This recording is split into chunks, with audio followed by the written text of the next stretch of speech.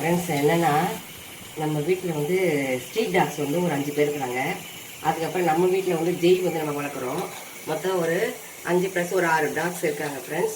அவங்களுக்கு வந்து நான் இப்போ வந்து 1/2 கிலோ வாங்கிட்டு வந்தேன் சிக்கனு. அதில் வந்து என்ன பண்ணிட்டேன், பாதி போட்டுட்டேன். பாதி போட்டு மீதி வந்து நாளைக்கு வச்சுருக்கிறேன் ஃப்ரெண்ட்ஸ். இப்போ என்னென்னா இதில் வந்து அந்த வெளியில் இருக்கிற அந்த டாக்ஸ் இருக்காங்க ஸ்ட்ரீட் டாக்ஸ், அவங்களுக்கு இந்த வாசனை இருந்தால் போதும், இந்த என்வி வாசனை இருந்துட்டால் போதும் அவங்களுக்கு. அதனால் வந்து இதில் பாதி வந்து நம்ம என்ன பண்ண ஜெய்க்கு கொடுத்துட்டு பாதி வந்து இந்த தண்ணிலாம் ஊற்றினா அந்த சாப்பாடு வந்து நல்லா அவங்க சாப்பிட்றதுக்கு அந்த வாழையோட அந்த கவிச்சி வாழை சொல்கிறோம் இல்லையா, அந்த வாழையோட சாப்பிட்றது அவங்க ரொம்ப பிடிக்கும் ஃப்ரெண்ட்ஸ். தண்ணி தான் அவங்க மெயினாக எதிர்பார்ப்பாங்க. இப்போ இது மாதிரிலாம் இந்த தோல் மாதிரி இருக்குது இல்லையா, இதெல்லாம் வந்து நான் இதெல்லாம் வந்து ஜெய்க்கு கொடுத்துருவேன். இந்த இதெல்லாம் இருக்குது இல்லையா, இதெல்லாம் வந்து ஸ்ட்ரீட் டாக்ஸ் இருக்காங்க.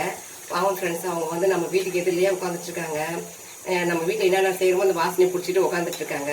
அப்போ அவங்க மனசு கஷ்டப்படும்ல, இவங்கெல்லாம் இதெல்லாம் செஞ்சு சாப்பிட்றாங்க, நம்மளுக்கு எதுவுமே கிடைக்கலன்னு சொல்லிட்டு.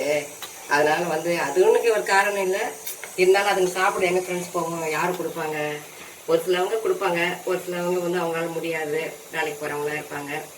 அதனால அது வந்து சரின்னு சொல்லி இப்போ அவங்க செஞ்சுருக்க ஃப்ரெண்ட்ஸ். வந்து இது ரொம்ப தண்ணியாக இருக்குதுன்னு சொல்லிட்டு இப்போ கார்ன்ஃப்ளவர் மாவு, மைதா மாவு, கோதுமை மாவு இதெல்லாம் கலந்து அப்படியே ஊற்றுறோம் ஃப்ரெண்ட்ஸ். ஏன்னா கொஞ்சம் அது வந்து டென்சிட்டியாக இருக்கும், நல்லாயிருக்கும். இல்லைன்னா ரொம்ப தண்ணியாக இருக்கும் ஃப்ரெண்ட்ஸ். அதனால் எப்போ இவங்களுக்கு சாப்பாடு செஞ்சாலும் இந்த 3த்தையும் நாங்கள் கலந்து அதில் ஊற்றிடுவோம் ஃப்ரெண்ட்ஸ். ஃப்ரெண்ட்ஸ் இப்போ பாருங்கள், ஓரளவுக்கு வந்து சிக்கன் வந்து வெந்துருச்சு. இப்போ நம்ம என்ன பண்ணலாம், இப்போ ஜெய்க்கு வந்து கொஞ்சம் சாதம், ஜெய் வந்து அவங்க ஒரு ஆள் தானே வீட்டுக்குள்ளே இருக்கிறாங்க. ஜெய்க்கு வந்து கொஞ்சம் சாதம் போதும் ஃப்ரெண்ட்ஸ். இவ்வளோ போதுமாங்க ஜெய்க்கு. மீதெல்லாம் வந்து நம்ம வந்து ஸ்ட்ரீட் டாக்ஸ் வச்சுக்கலாம் ஃப்ரெண்ட்ஸ். இது வந்து ஜெய்க்கு வந்து அவனுக்கு கொழுப்பு வந்து அவனுக்கு பிடிக்க மாட்டேங்குது. அதனால் நம்ம என்ன பண்ணலாம், அவனுக்கு வந்து சிக்கன் ஒரு 5 பீஸ் போதுமாங்க. சரி, இப்போ வெளியில் இருக்கிற குழந்தைங்களுக்கும் நம்ம கொஞ்சம் கொடுக்கணும் இல்லையா. இப்போ வந்து இதில் கொஞ்சோண்டு தண்ணி எடுத்து இதில் ஊற்றிடலாம் ஃப்ரெண்ட்ஸ். ஃப்ரெண்ட்ஸ் இப்போ வந்து நம்மளுக்கு ஜெய் வந்து தண்ணியே குடிக்க மாட்டேறான் ஃப்ரெண்ட்ஸ். அதனால் அவளுக்கு நான் என்ன பண்ண போகிறேன், இதில் கொஞ்சம் தண்ணி எக்ஸ்ட்ரா வச்சுட்டேன். ஏன்னா அப்போதாவது இந்த தண்ணியாவது உள்ளே போட்டோம், தண்ணியே குடிக்க மாட்டேன். ஸ்ட்ரீட் டாக்ஸில் கூட நிறைய தண்ணி குடிக்குது, ஆனால் இவர் என்ன பண்ண மாட்டேன்றாரு, தண்ணியே குடிக்க மாட்டேன்றாரு.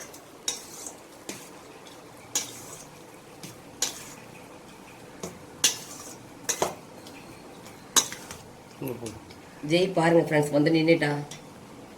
பச்சாச்சி பிள்ளைக்கு பச்சாச்சி உங்களுக்கு தான் சாப்பாடு ரெடி ஆகுது.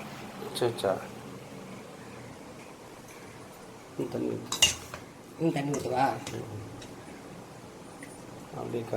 ஜெய் மேலே ஊற்றிட்டு போகிற அம்மா வெளியே போ. ஆயிடுச்சு அம்மா கொண்டு வரேன். இப்போ வந்து ஏன்னா அவருக்கு நிறைய தண்ணி ஊற்றணும் ஜெய்க்கு, தண்ணியே குடிக்க மாட்டேறான்.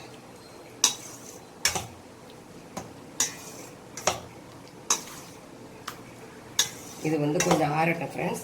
இப்போ நம்ம இதை என்ன பண்ணலாம், இவங்க வெளியில் இருக்காங்க இல்லையா ஸ்ட்ரீட் டாக்ஸ் ஒரு 5 பேர் வருவாங்கன்னு சொன்னேன் இல்லையா, அவங்க வந்து நைட்டு தான் வருவாங்க. அவங்க இப்போ உட்காந்துட்டு இருக்காங்க வெளியே, ஆனால் நம்ம நைட்டு போடலாம் ஃப்ரெண்ட்ஸ். நம்ம இப்போ நான் பிஸ்கெட்லாம் போட்டிருக்கேன் அவங்களுக்கு, அதில் கொஞ்சம் அவங்களுக்கு எனர்ஜெட்டிக்காக இருப்பாங்க. இப்போ நான் வந்து இதை வந்து அவங்களுக்கு கரண்டி எடுத்துடுறேன். இது அப்படியே தண்ணியாக தான் ஃப்ரெண்ட்ஸ் இருக்கும், ஆனால் நைட்டுக்குள்ளே எரிக்கிடும். ஏன்னா இப்போ ஒரு 3 பேர் வெளியே உட்காந்துக்கிறாங்க, மீதி 2 பேர் அப்புறம் வருவாங்க. சில நேரம் பார்த்தா 5 பேர் ஒரே டைமாக இருப்பாங்க. இப்போ பிஸ்கெட் போட்டிருக்கேன் அவங்களுக்கு, அதனால தான் நான் இப்போ அந்த சாப்பாடு வந்து நைட்டு கொடுக்கலாம் அப்படின்னு வச்சுட்டேன். ஜெய் பாருங்க கத்துறான், ஏன்னா அதுங்களாம் இவன் சாப்பிட்ற டைம் அதெல்லாம் வந்துட்டேன்னா அவங்க பொறாமையாக இருக்குது ஃப்ரெண்ட்ஸ். அதனால தான், ஏன்னா நம்ம சாப்பாடை இவனுக்கு சாப்பாடு தனியாக இருக்குது, ஆனாலும் நம்ம சாப்பாடை பிடிங்கிட போகிறாங்கன்னு சொல்லிட்டு அவர் என்ன பண்ணுறாரு, கத்துறாரு வெளியே. உங்களுக்கு சவுண்டு கேட்குதா என்னன்னு தெரியல.